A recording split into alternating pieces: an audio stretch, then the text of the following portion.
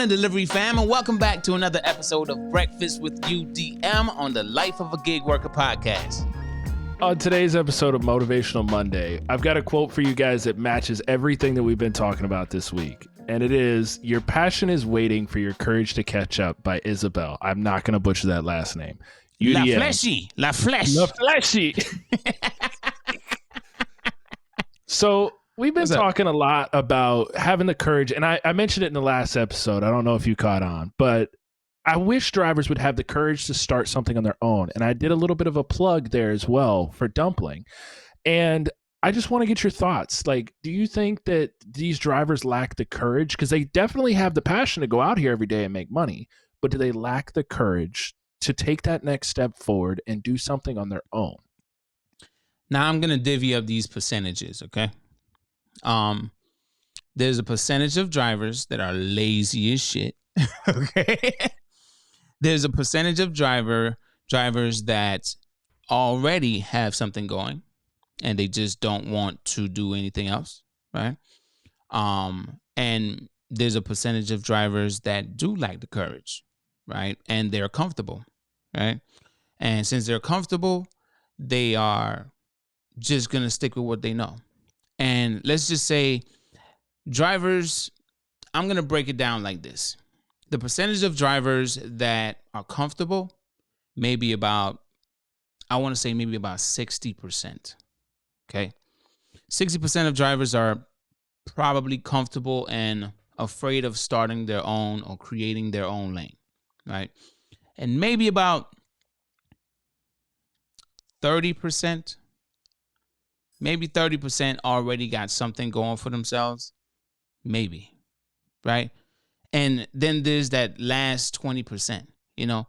And to be honest with you, bro, I feel some people, even if they lack the courage, some people just don't have the, I remember like a few elderly folks that I've spoken to. They would say things like, well, I didn't finish school. I don't have the brains.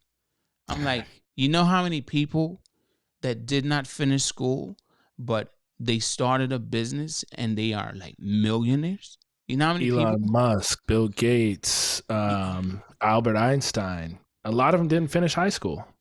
So the whole thing is, it's just, that's that lack of courage in my eyes where they make up an excuse. And that excuse hinders them from even taking the first step. They don't even want to take the first step because they're afraid of failure, right? They're afraid of someone seeing their flaw and saying, hey, you know, you started a business, but you fail, motherfucker. You know, it's like that right there. It's like, it's scary. It's just like being teased in school or being bullied in school. Nobody liked the bully, right? But I was that guy. I was friends with the bully. Business opportunities. Let's split the lunch money. But I wasn't participating in the bullying, you know? But the bully saw me as cool, you know? So, but I just said that to say this. When it comes down to people just being afraid, bro, a lot of people are afraid of just taking a step in a direction where their life can be so much better only if they took the necessary steps to just get to that other side, right? Will Smith says something, the best things in life are on the opposite side of fear, or something like that, right? That right there requires courage, right? Let's just say I'm afraid of heights, but someone wants to pay me $1 million tip to jump out of a damn plane with a parachute. I'm going. I'm going to have to get paid first, lock that in just in case anything happened to me, go to my kids. I'm going to have to get that locked in first, but you don't think I would take that even if I'm terrified of heights? I'm going to take it.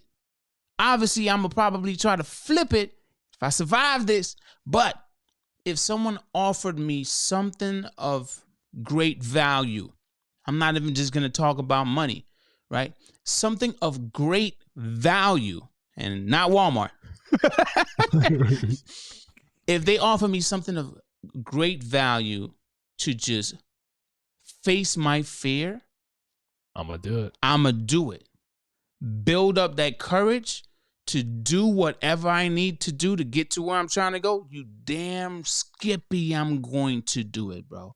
I got to do it. And that I feel there's a lot of people that 60% number, I feel like that 60% is like they haven't reached that point in their life where you say it all the time, that fuck it.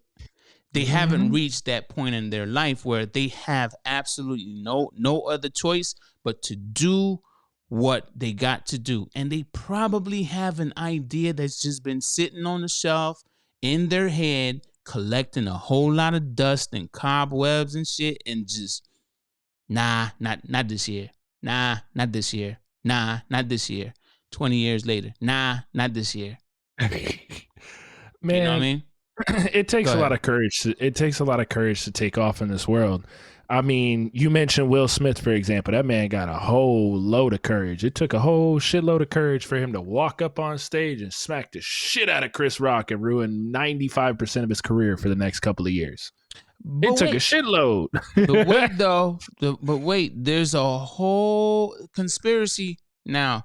Since you brought that up, I just want to put that out there. Don't want to interrupt your flow there, but there's a whole conspiracy. The way that whole thing played out, even how Chris Rock responded, it was done in like years before, the same type of thing. But I'm going to show it to you. I'm going to show you the video later. Go ahead.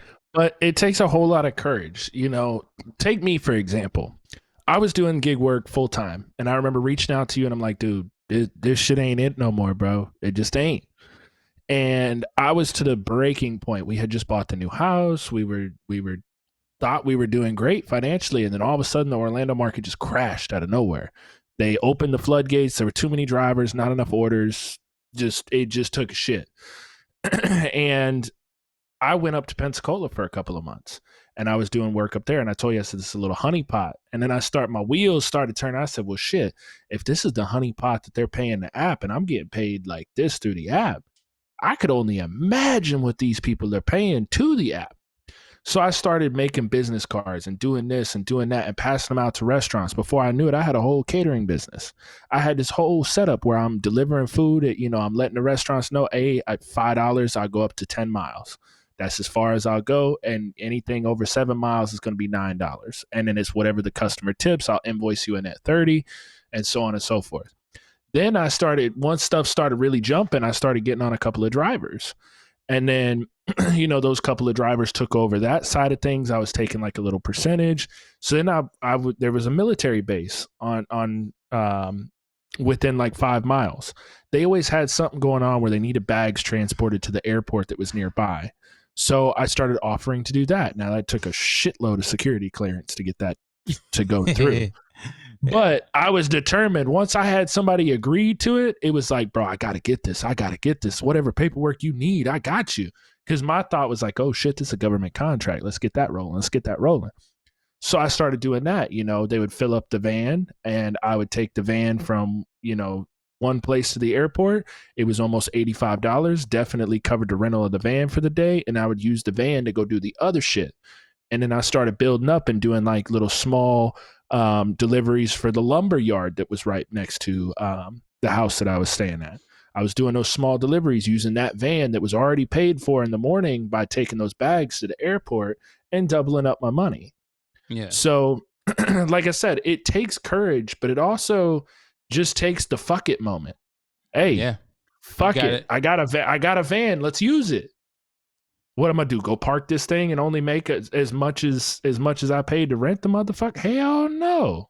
Right. I'm going to use this thing all day long. I was doing lumber deliveries. And then when I was dropping off to some of these clients, they're like, hey, we'll pay you to take this stuff back to them and stuff like that. So I just started rolling. And then that's when I started building up the money to build the app that I have today. And like I said, I've got drivers in Orlando. I've got drivers pretty much in Kansas City, a couple in Detroit, a couple in Chicago. and I'm starting to slowly expand this thing and start to spend some money on some ad revenue at some point. But it's been growing by word of mouth, by Google searches, and that's been important to me. That's why I've never shouted it out. I've never done anything past, letting it grow on its own. Right. Because once you grow that reputation on your own, when you pay for the ads, they reach a lot further. So, like I said, it took a little bit of courage, but where I'm at currently today, I've got over 35 drivers, across the nation so far. It doesn't sound like a lot, but you got to think you're taking a 20-30% cut of these drivers' pay. That's a lot. They doing 3-4 trips each. You the middleman. Pretty much. There's that middleman money. I answer the phone. Well, now I'm lying to you. AI answers the phone. It puts it on a spreadsheet. I schedule the ride. You take the ride, and off we go. We keep making money. That's what's up, bro. But even though we would want drivers to take their own lane and not be afraid, and especially with gig work, man. Gig work is so simple. I know it offends some drivers when I say, man, gig work is so damn simple. Oh, there's skill in it. Yeah, I know there's skill in multi-apping. But at the same time, all you do is sit there and wait for an order to come through for you to say yes or no to.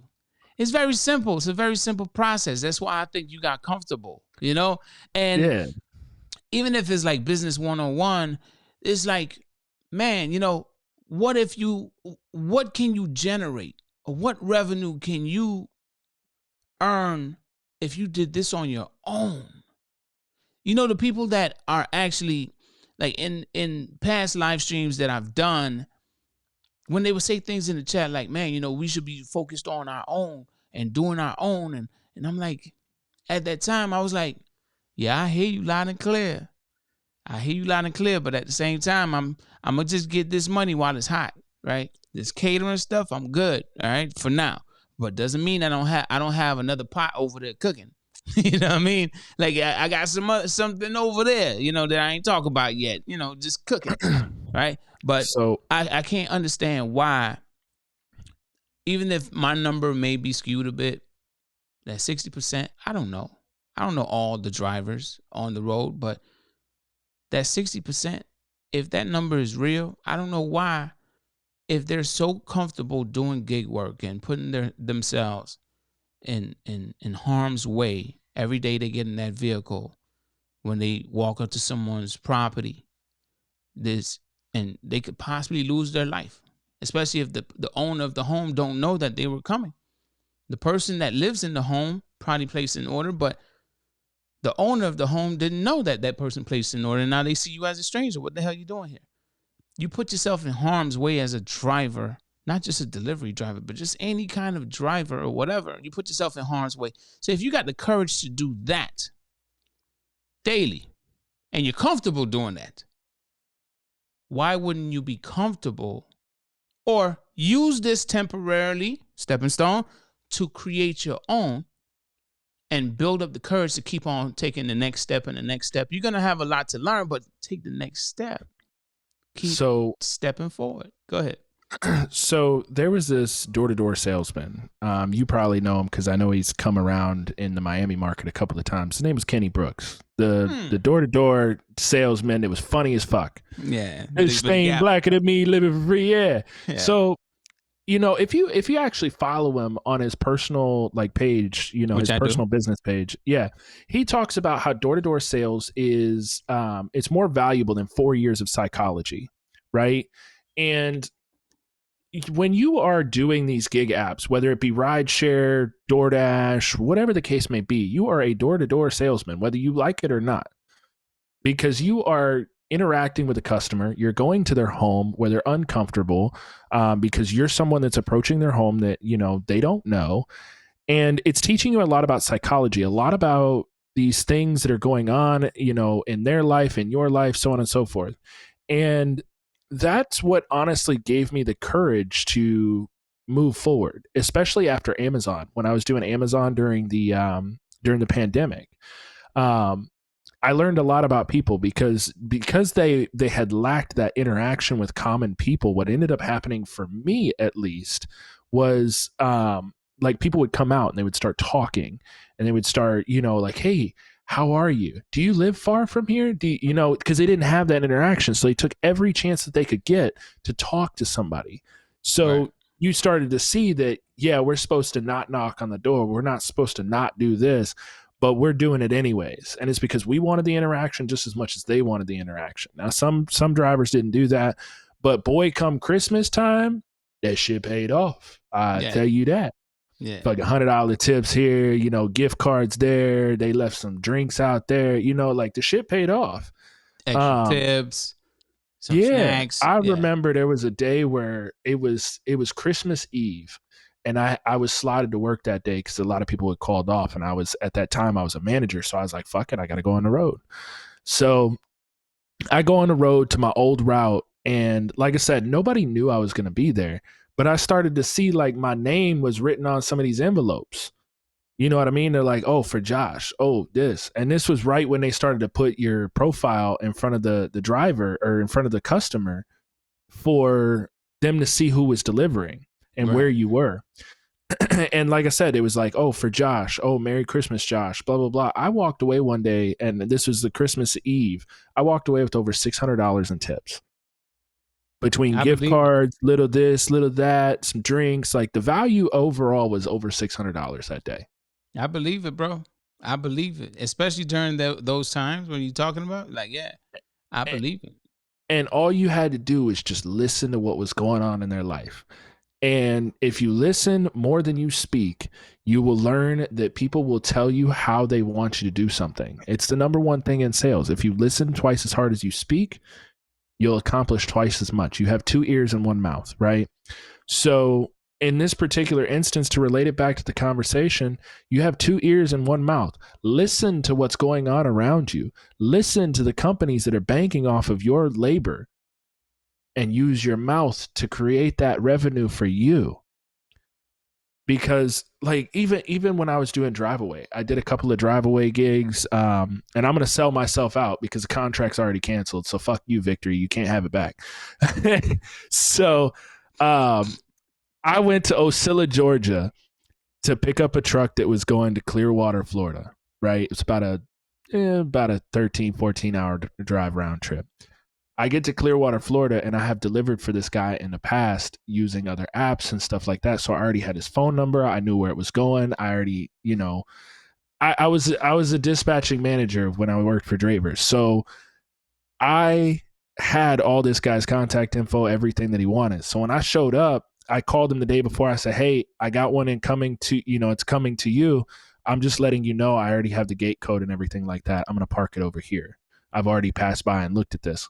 He called me the next couple of days. He's like, hey, the next time you slide through, can you come and sign a contract with me? He's like, because I'd just much rather have you deliver them. He's like, when I order these trucks, so that I could sell them, he's like, I want you to deliver these.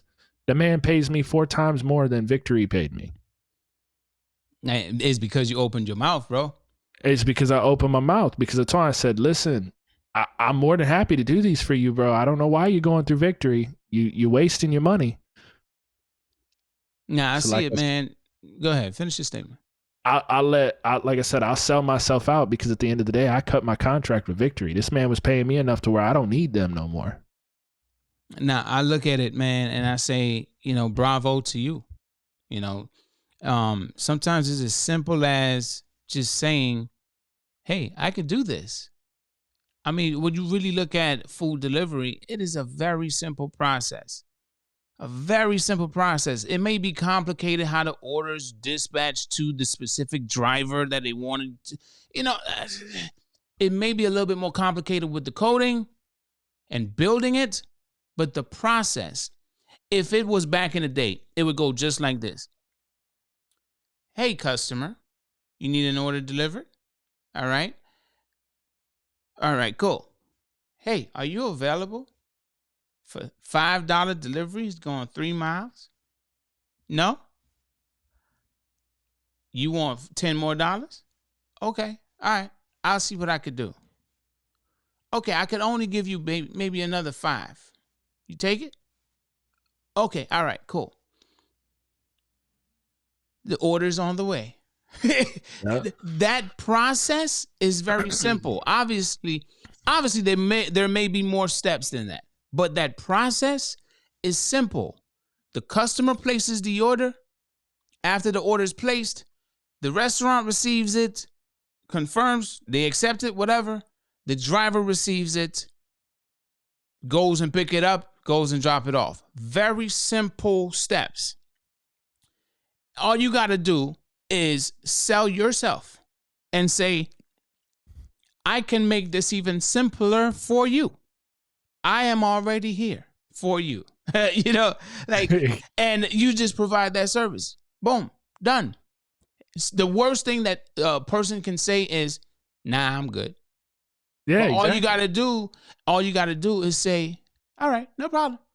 And then you may leave them with a business card. Maybe they're gonna be swamped one day. And I got a video that you shared with me. And I want the audience to see this, where it was someone that they were swamped. It probably doesn't have anything to do with this, but I'm going to try to tie it to gig work and tie it to this topic. But let's check out this video. This is a situation at a McDonald's. A dasher is picking up an order, or maybe an Uber Eats driver is picking up an order. And this situation, the manager or whoever at the restaurant, they're like, I don't want to do this. Hell no. So check this out. They told me you're not making the Uber because it's too much food. I ain't making no 13 sandwiches with the way tonight's done going. There's only 3 cars here. At the moment. It's 1 in the morning. Yeah, we've been getting slammed all. That doesn't matter. It's your job. I can refuse any order. So you're going to refuse your best sale of the night? Me showing up to this place doesn't make sense to begin with. Well, like, us DoorDashers, it's not our fault that you don't want to make the order. Like, we have to make money too. Like, and those people should have had a little more consideration before putting that order in. But it's McDonald's. They have the right to put it in. It's not a feed a family. It's supposed to be fast food, not a feed a family because you're too lazy to cook. Well, for all you know, they're sitting there having a big party. It's Memorial Day weekend. That's stupidity for not supplying food. For not supplying. They ordered McDonald's. Yeah, if you're gonna have a party, you don't order McDonald's. You cook. But that's how McDonald's stays open. That's how you are able to get paid. Told us, and the supervisor already wants to shut down the overnights, and I already told him to go ahead. Oh, I'm tired of this. Well, I can wait for you to make that order. Like, that's not the issue. If you want to hold up this line for 20 minutes, I don't care. But I gotta make money too. So it's either I make the food or you just sit there, huh? No, I'm not just gonna sit here. Fine, I'll make the food. I'm not gonna guarantee it's gonna be right. All right. He had already checked out. You know what I mean? Like, you could tell he said out for the day. He was done, because he said they got slammed, and obviously this person's trying to make their money too, but I don't even know how much he's doing this for, this pay, right? And this is one of those situations where I'm like, if it's that bad at work where you don't want to make 13 sandwiches, I don't know. It's in fast food. I ain't gonna lie to you now. I never made a fast food sandwich a day in my life, but it don't seem like that shit take too long. No. But I mean, 13 of them, hold up. 13 of them, I don't think it's going to take that long. It might take, let's say it take a minute, a sandwich a minute, which is very slow, right? It's probably a sandwich every 15, 20 seconds if everything is cooked, right? You do, put the meat, the lettuce, the veggies, whatever, the sauce, you get it and smack it together and then wrap it up. Sandwich done. But he was checked out. And in a situation like this, I want everybody to think about that moment where they were checked out. They were done with the crap that they're getting on Uber, with the crap that they're getting on DoorDash, the crap they're getting on Grubhub, Instacart, Spark, whatever app. What was your next move? Just go home and just say, man, I'm going to go lay down in my bed. And then you try again tomorrow. Okay. All right. What happened the next day? Was it another crappy day? When will you stop that cycle and say, you know what? I'm sick of this shit. next step, I got to create a lane, open up this path right here. That's all I really had to say. That's how I got to connect that situation to this, because it's obviously 1 a.m. It's a long day. He is a manager. He doesn't want to make 13 sandwiches, which may take less than 10 minutes for him to make. It's only 3 cars in the drive-thru. He's done. He doesn't care about nothing else. Did he have his own lane? If he did, why is he there and not focusing on his lane? If he did not have his own lane, why is he there? If he's already checking out like this is, and I understand maybe he just needs the money. But this attitude right here is just of that checked out attitude, is that attitude of an entrepreneur where I'm just sick of this over here. That's to me, that's like the first stage. You're sick and tired of being sick and tired, and now you about to do something about it. Maybe you like business, maybe you don't, but you want to get your own. And that's all I got to say, really. You know what I mean? It's just one of those where you just have to build up that courage to say, I'm tired. I'm tired of these slave wages. I am tired of this slave work, modern day slavery. I'm tired. I am tired.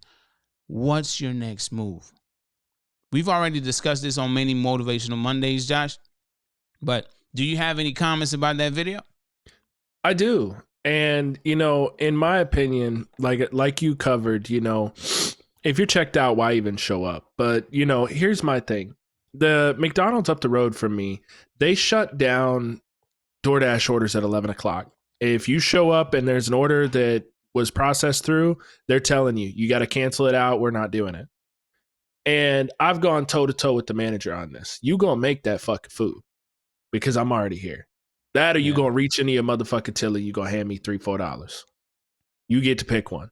And that, saying it like that, they're kind of like, oh shit, he ain't playing. Because at the end of the day, hey, you got the ability to turn the tablet off. You got the ability to shut the orders off. You got the ability to make a difference here. But since you refuse to, and I'm already here, fuck that. You either going to hand me some money up out that till or you going to make this food. Just like she said, either you going to make this food or ain't nobody else coming through your motherfucking line tonight. And that's like when she said it in a nice way. Choose. Yeah. Choose, yeah. And that's the thing. People all over the place think they're in this position of power, right? But you're not. And you're not going to be until you take the courage to take the step to be on your own to where you are in that position of power. So either you want the ability to say no, or you gonna be accepting this bullshit for the rest of your life. Pick and choose. The battles are there. Either take the courage to take the next step, or get stuck in the rut the rest of your life. The choice is yours. I'm an entrepreneur at the end of the day, so I'm gonna keep taking that risk. I may get slapped in the face. I don't know how many times, but I'm gonna keep taking it because eventually I'm not going to get slapped in the face. Eventually, we're going to be to the moon.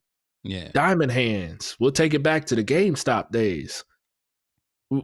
You pick to go to the moon, you pick to be successful, or you pick to work at McDonald's for the rest of your life. Your choice. It's all your choice. And the dice are in your hands. But I'll leave y'all with this. It's as simple, even if you're afraid for whatever the reason that's causing this fear, all you have to do is take one step in front of the other. If you're not ready to take the next step, build up the courage, take your time. Ain't nobody rushing you. You on your own time. Build up that courage. Take the next step. Sometimes it's like the first step you got to do is get a business name. And then when you find a business name, you get the business registered. Sometimes that's the first step right there, getting the business registered. Or maybe that's the second step. Nobody said you had to go get a storefront and find and get investors and all this other stuff, and so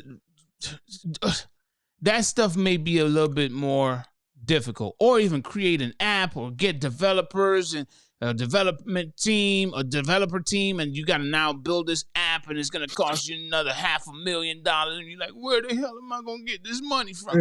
You know, the first step could be just coming up with a business name in an industry you know you're good at, and then registering the business.